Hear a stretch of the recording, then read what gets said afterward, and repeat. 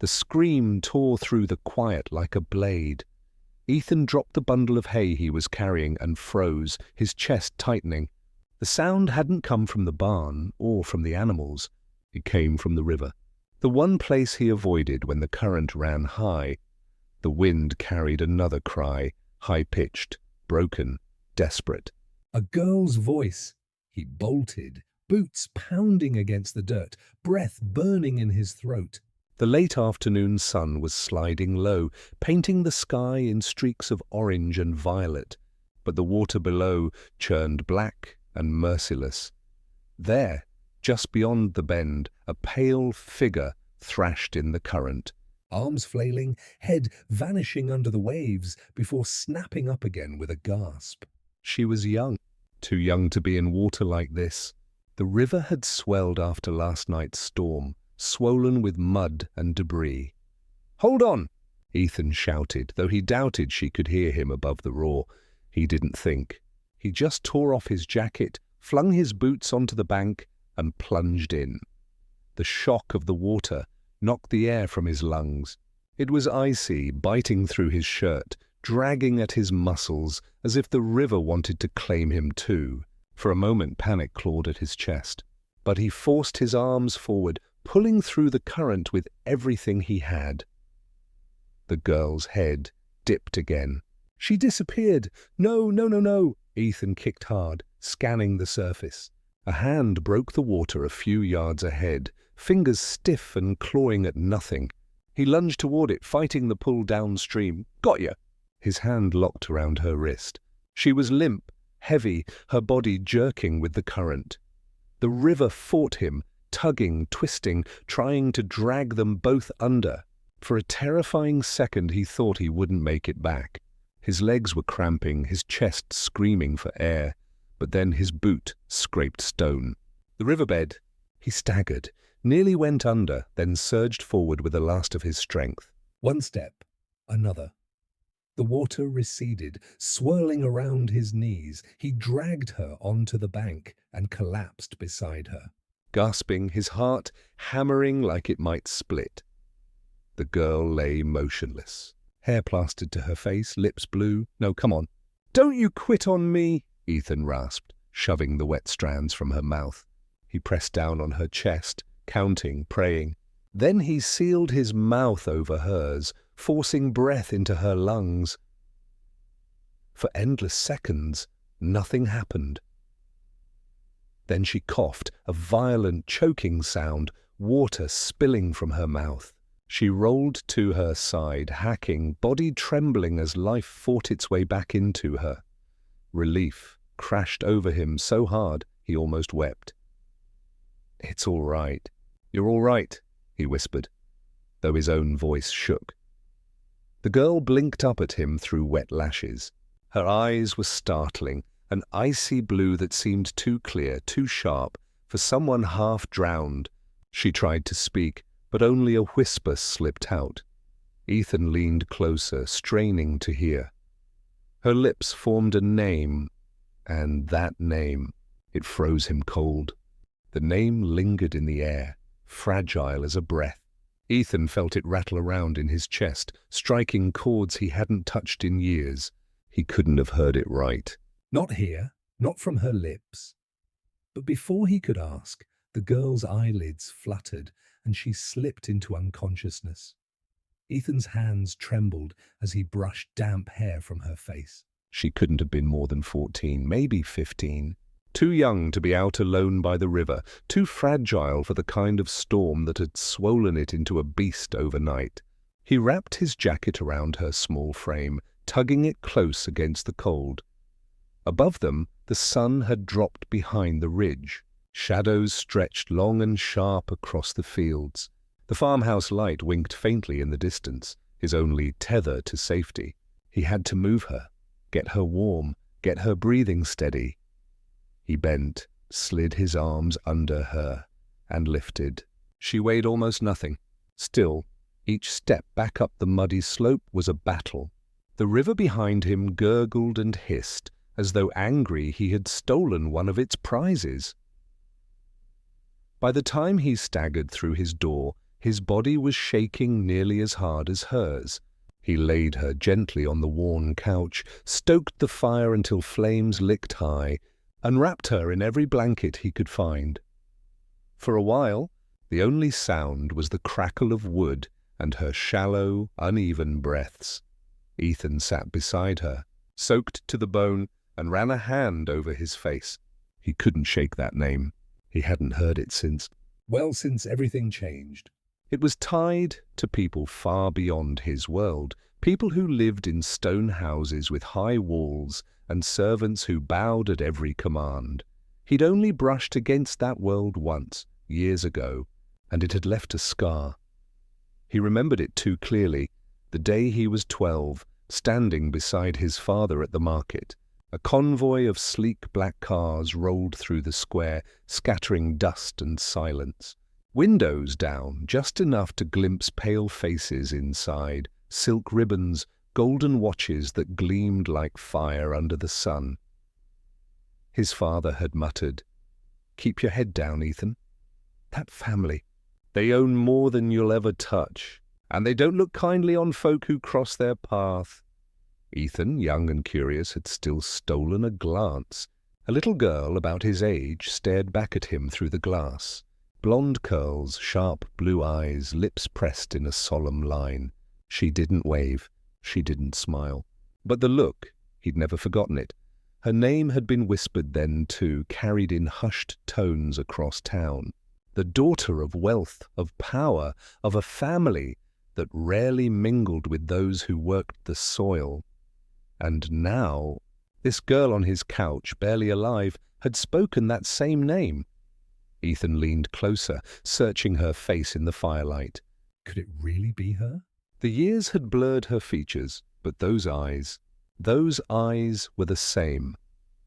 He felt a chill that had nothing to do with his soaked clothes. If it was her, then he hadn't just pulled any stranger from the river. He'd saved someone whose life was tied to a world that could swallow him whole, and sooner or later someone would come looking. The firelight flickered across the room, chasing shadows up the wooden beams. Ethan sat slouched in the chair opposite the couch, arms folded tight, eyes never leaving the girl. She stirred, a small groan slipping from her lips. Then her lashes lifted and those piercing eyes blinked into the glow. "You're safe," Ethan said quietly. His voice came rough, lower than he intended, but it seemed to steady her. Her gaze darted around the room, confused at first, then settling back on him. "Where am I?" The words rasped from her throat, fragile but clear. "My farm," he answered.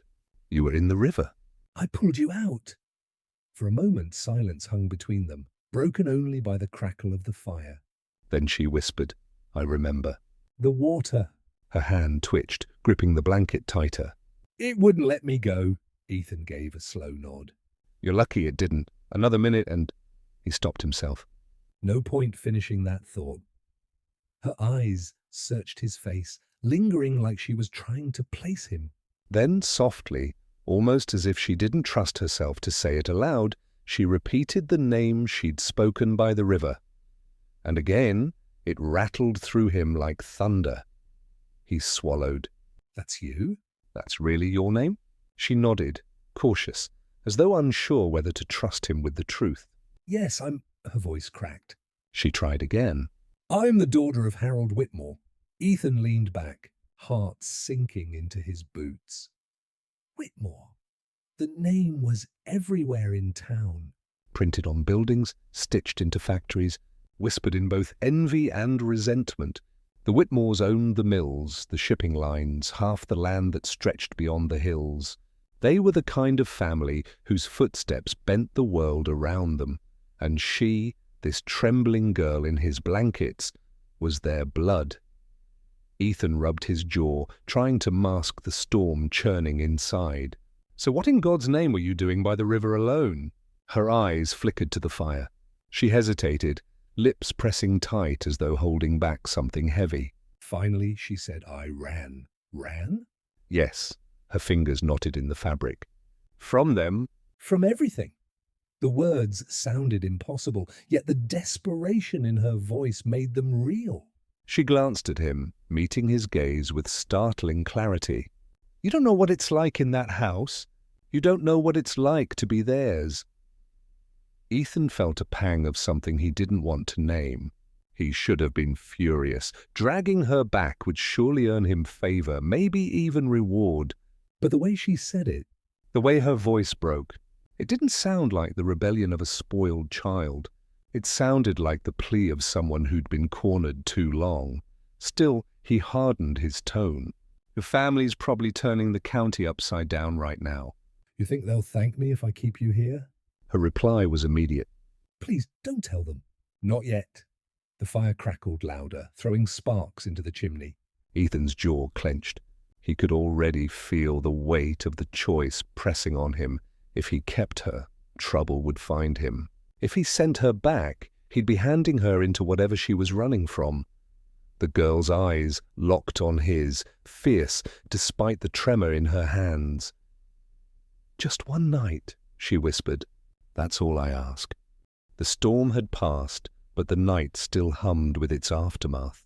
Rainwater dripped from the eaves, pooling in the dirt outside the farmhouse. Beyond the fields, the hills rose black against a starless sky. Ethan paced the length of the room, every creak of the floorboards loud in the silence. On the couch, the girl, Clara, as she finally told him, dozed under a pile of blankets, her face soft in sleep. For a moment she looked like any child who had simply wandered too far. Innocent, fragile. But Ethan knew better. He pulled the curtain back an inch, peering out. His gut twisted. Out there, somewhere beyond the darkness, search parties were moving. He could almost hear the distant thrum of engines, the shouts of men combing the riverbank. The Whitmores wouldn't wait long. They would throw money, influence, and muscle at the problem until their missing daughter was found. And if she was found here, in his care, the thought made his chest tighten. Farmers like him weren't meant to brush shoulders with the Whitmores. His father's words echoed in his head. "Keep your head down. Their world is not ours." But now that world was sleeping on his couch. Clara stirred suddenly, murmuring in her sleep. Ethan froze, leaning closer. Her lips moved, whispering fragments too soft to piece together. One word slipped through. "Father." Her expression twisted, caught between fear and longing, and she turned deeper into the blankets. Ethan straightened, unease crawling over his skin. What kind of life made a child run from the very man who should protect her? A knock shattered the stillness, sharp, heavy, at the door. Ethan's heart leapt into his throat. He glanced at Clara, still asleep, thank God, then crept to the entrance. The knock came again, firmer this time. He pulled the door open a crack. A figure loomed in the lamplight. Sheriff Dalton, broad-shouldered, mustache bristling, rain dripping from the brim of his hat. His eyes, stern and calculating, swept over Ethan in a single glance. "Evening, Ethan," Dalton said. His voice carried the weight of authority that had no need to shout. "You hear anything unusual out this way?" Ethan forced his face into calm. "Unusual?" Dalton nodded. "Harold Whitmore's girl. Missing since afternoon. Last seen near the river. We got men searching up and down the bank." "Thought I'd check if she wandered this far." Ethan's pulse thundered in his ears. He shifted slightly, careful to block the sheriff's view inside. "Haven't seen anyone. River's running fierce, though. Could be dangerous out there tonight." Dalton studied him, eyes narrowing just enough to make Ethan's palms sweat. Finally, the sheriff tipped his hat. "You keep your ears open. Family's desperate. And desperate men don't take kindly to lies." The words landed like a warning. Then Dalton turned, boots splashing through the mud as he headed back toward his horse. Ethan shut the door slowly, leaning against it as if his weight could keep the world out. Behind him, Clara's voice rose in a soft, broken whisper. "Please, don't let them take me back." The plea was so raw, so full of terror, that Ethan's resolve cracked. He knew then, whether he wanted it or not, he was already in this.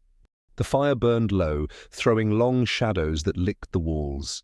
Ethan sat at the edge of the chair, elbows on his knees, staring at the girl who now sat upright, blanket wrapped tight around her shoulders. Her eyes no longer looked dazed. They burned with something else. Fear, yes, but sharpened by defiance. "You shouldn't have lied to him," Clara said quietly. Ethan frowned. "To who?" "The sheriff." She met his gaze with startling calm. "He'll be back, and when he comes again he won't knock so politely." Ethan leaned back, folding his arms. "And what would you have had me do? Hand you over on the spot?" "Yes," she said, but her voice wavered. "No, I don't know." She pressed her hands to her face, muffling a groan. I can't go back. Not yet." The words pricked at him. "What's waiting for you there, Clara? What's so bad that you'd rather risk drowning in that river than stepping back into your father's house?" Her hands dropped, and for a long moment she said nothing. Only the rain dripping steady outside filled the silence. Finally, she whispered, "It's not a house. It's a cage. You don't know what it's like having your every step watched, every word measured." "He doesn't see me as a daughter, Ethan. He sees me as something he owns." Ethan felt the truth of it in her voice. It carried no drama, no flourish, just a hollow weight that rang too true to dismiss. "My mother left when I was 6, Clara continued, eyes fixed on the fire. "They said she couldn't handle the life. But I remember her face when she looked at him. She wasn't afraid to leave. She was afraid to stay." Her lips trembled. "And now it's my turn." Ethan's chest tightened. He'd never known that kind of life. Lavish halls and chandeliers, fine silk on the table. His world was sweat and dirt and long hours in the field.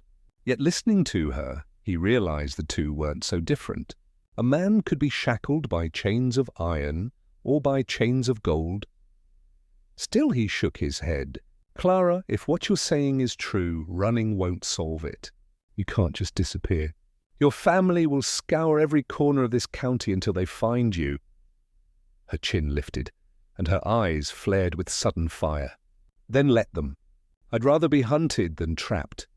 The words hung between them, fierce and unyielding.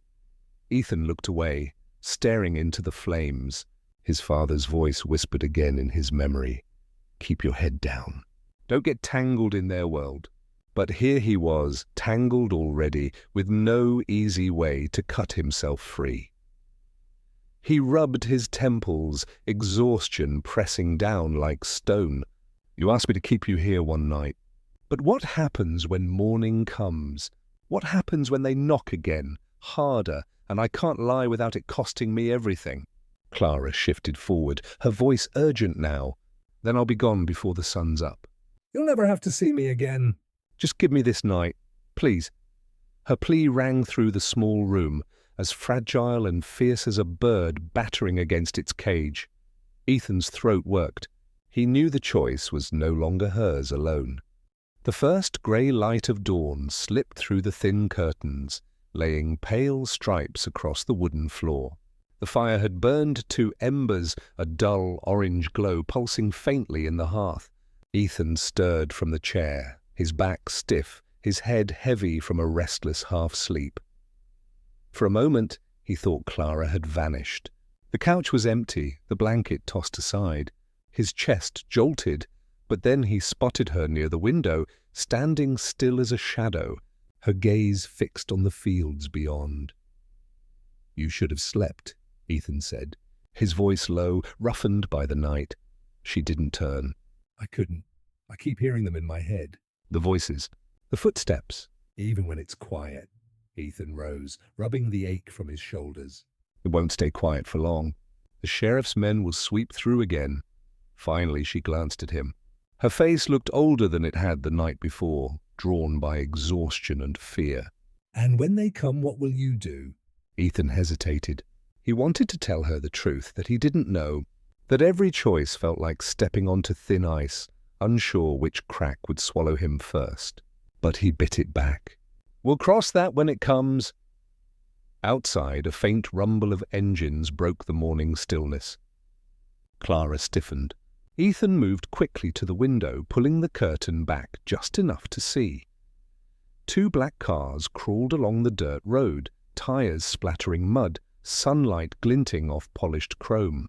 They weren't the sheriff's trucks. These gleamed too fine, too heavy. "These belong to the Whitmores. They've come," Clara whispered. Ethan's pulse kicked. His farm sat exposed, the fields wide and bare.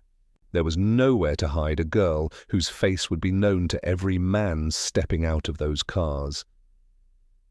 He grabbed his boots, yanking them on with frantic motions. "Listen to me. You've got to go now, out the back, through the orchard.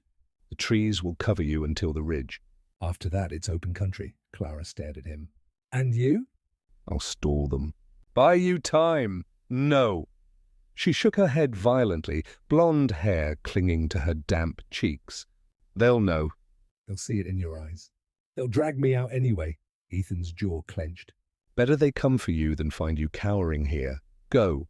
But Clara didn't move.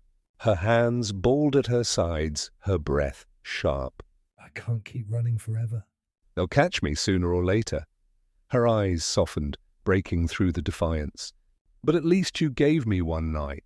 Do you know how long it's been since I felt safe for even a single night? The words pierced him deeper than he expected. Engines cut off outside. Doors slammed. Male voices carried faintly across the field, curt and commanding.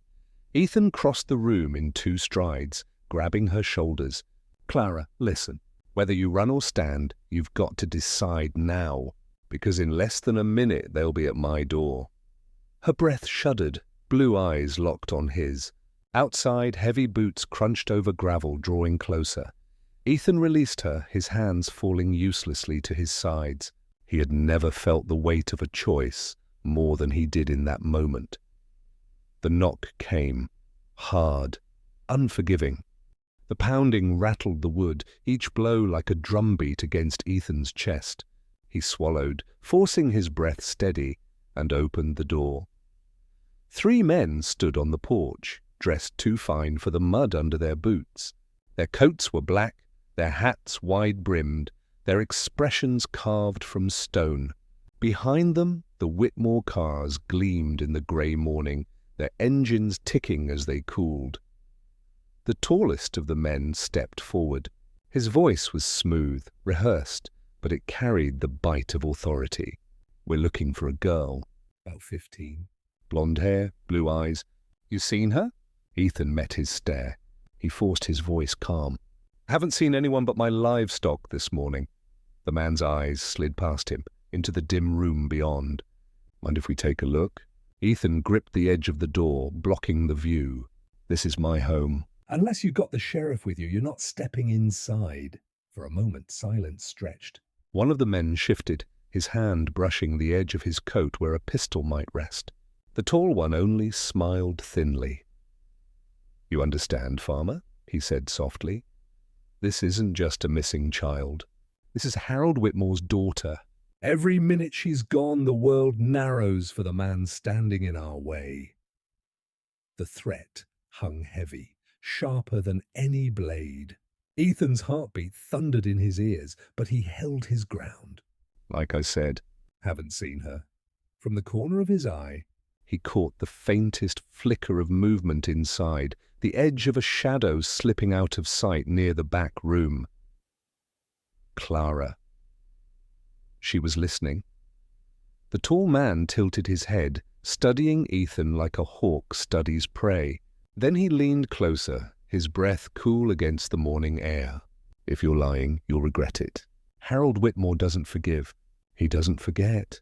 Ethan forced his jaw to stay clenched, his voice steady. "Then he and I have that in common." The man's eyes narrowed, but after a long beat, he stepped back. He tipped his hat, cold civility stretched thin over steel. "We'll be watching, farmer.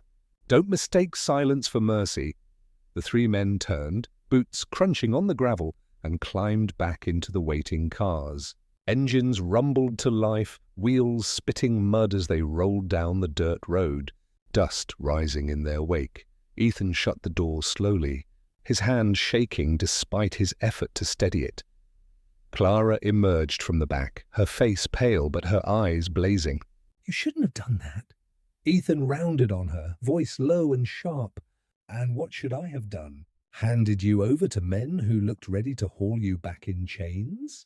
She flinched, but didn't back down. Now they'll come harder. They won't stop. You don't know my father. He'll tear this place apart to get me back. Ethan dragged a hand through his hair, pacing. And what do you want from me, Clara? To fight them off with pitchforks? To burn my life down because you don't want to face yours. Her voice cracked, raw and desperate. I just want to breathe. For once in my life, I want to choose something for myself. Don't you understand that? The words hit him harder than any blow. He stopped, staring at her, realizing that beneath the defiance and fear stood a girl who had never known freedom, begging him to give her even a taste.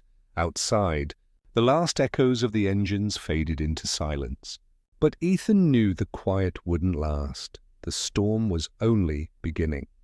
The farmhouse seemed smaller after the men left, its walls closing in, the silence heavier than the storm that had passed. Ethan leaned against the door, feeling the grain of the wood dig into his back. Clara stood by the hearth, arms wrapped tight around herself, watching him as if waiting for a verdict. "They'll be back," Ethan said finally. His voice was rough, stripped bare of any attempt at calm. "Next time they won't ask." Clara nodded once, eyes steady despite the fear flickering behind them. Then I can't stay here. Ethan crossed the room, pacing, his boots echoing on the wooden floor.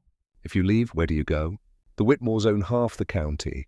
They'll have eyes on every road, every station, every house between here and the border. Then I don't take the roads." Clara's voice surprised him. It carried an edge, steel hidden beneath the trembling. "I've watched them my whole life. I know how they think. They'll expect me to run where money buys passage. But money doesn't buy the woods. Or the rivers. Or the mountains." Ethan studied her. For the first time he saw not just a frightened girl, but someone who had been planning quietly in the shadows of a gilded cage.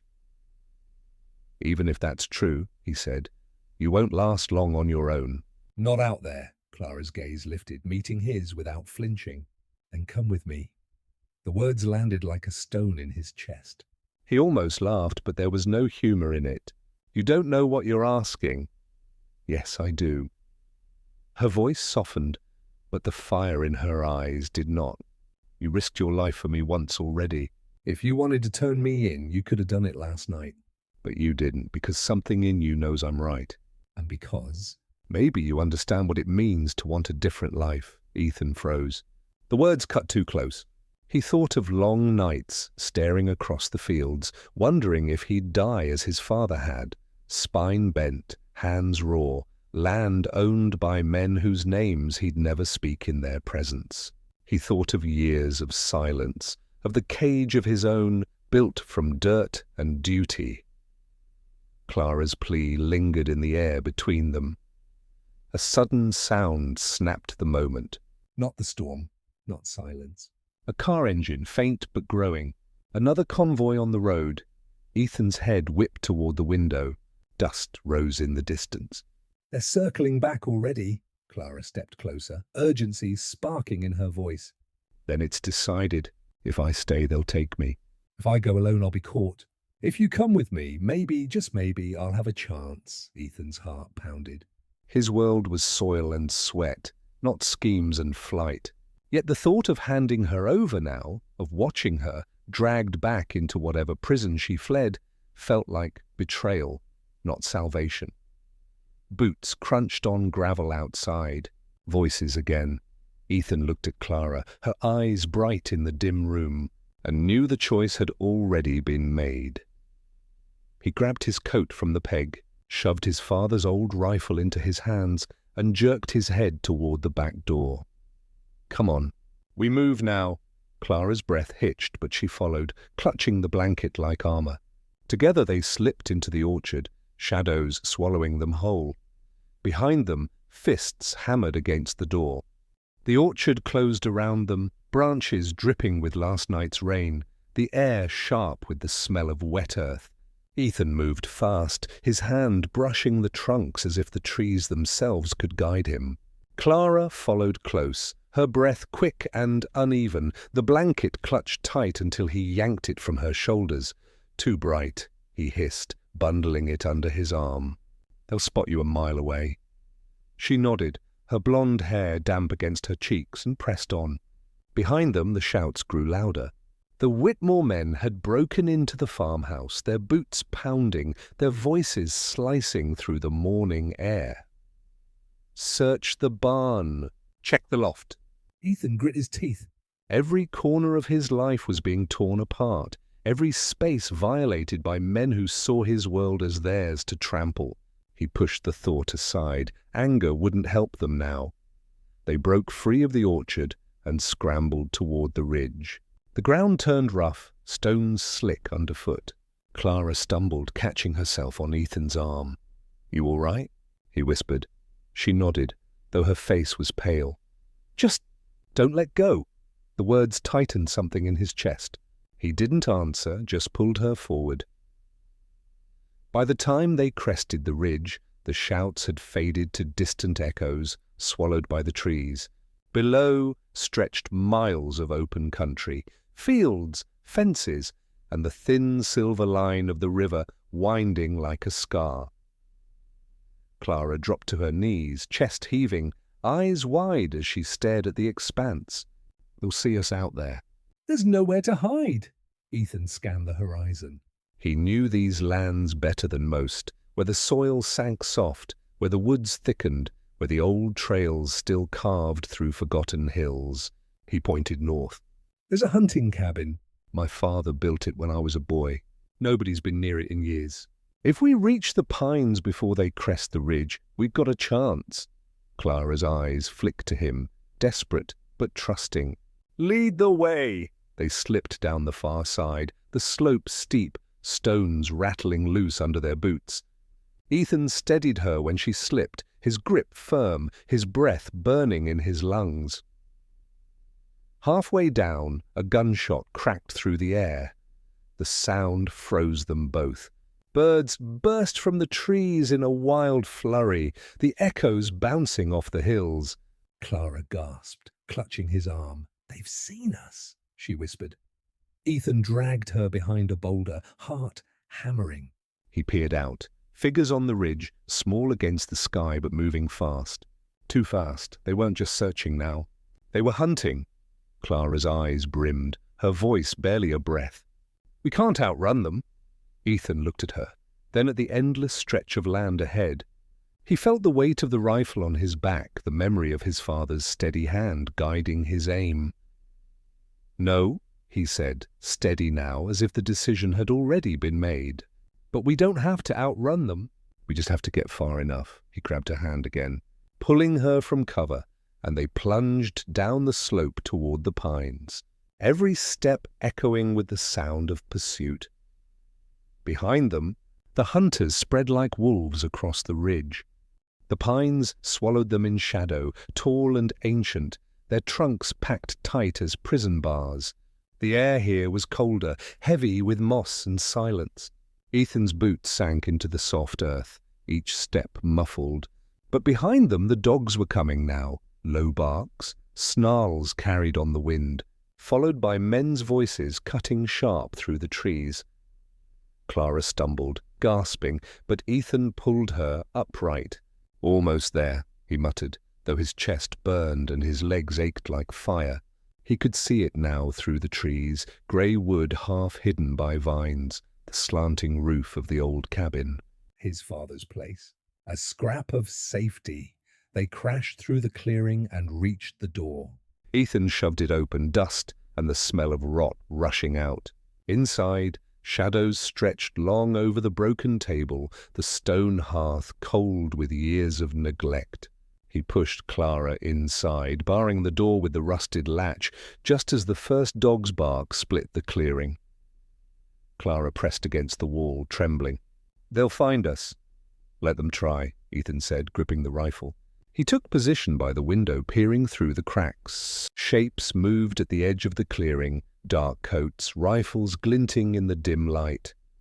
One voice rang clear, deep, commanding, cruel. "Bring the girl out, farmer. You've done enough damage." Ethan's stomach turned. He knew that voice. Caleb Whitmore himself. Clara stiffened, her hands flying to her mouth. My father, she whispered. Ethan froze. He turned toward her, disbelief cutting sharper than fear. Your father? She swallowed, eyes shining in the dim cabin light. Yes, Clara Whitmore. He's been searching for me since the river. He'll never let you keep me. For a heartbeat, the world tilted. All this time, the girl he'd pulled from the water, the girl who had laughed with him over tea, who had run beside him through mud and shadow, she carried the very name that had haunted his family's hardship.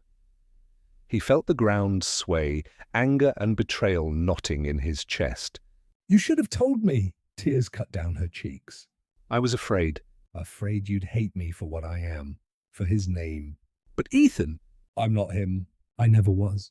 You saved me, and her voice broke. I trust you more than anyone in my life. Outside, boots crunched closer. Men fanned out. Caleb's voice rose again. Step aside, boy. Hand her over and walk away. This doesn't concern you. Ethan gripped the rifle tighter. The room seemed to shrink, his father's ghost whispering in the grain of the wood around him. He remembered the night Samuel Hale had died of exhaustion. Bent under debt, the Whitmores had laid heavy on his back. He remembered the hunger, the shame. And now the daughter of that same man stood trembling before him. He turned to her. She wasn't her father.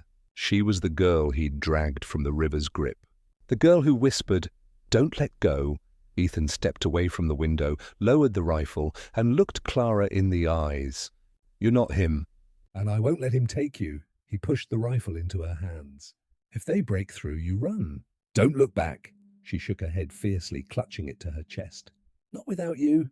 The door rattled under fists. Voices shouted. The latch quivered. Ethan braced himself. But then another sound. Hooves, many of them. The thunder of riders crashing through the woods. Shouts not of hunters, but of lawmen. The Whitmores cursed, scattered. Shots cracked, horses screamed, chaos exploding in the clearing. Through the window, Ethan saw uniforms, deputies driving the Whitmore men into retreat. Caleb's voice rose once more, then was drowned in the storm of boots and steel. Clara sagged against the wall, sobbing with relief. Ethan exhaled for the first time in hours. When the cabin door finally swung open, a deputy stood there, rifle in hand. His eyes swept over Clara, then Ethan. You two all right? Ethan nodded, his hand still on Clara's shoulder. Outside, the last echoes of the chase faded. The forest grew quiet again. Clara turned to him, her voice low, steady now. You saved me twice, Ethan Hale. First from the river, then from him. He met her gaze, the name Whitmore no longer a chain but a shadow, receding into the trees.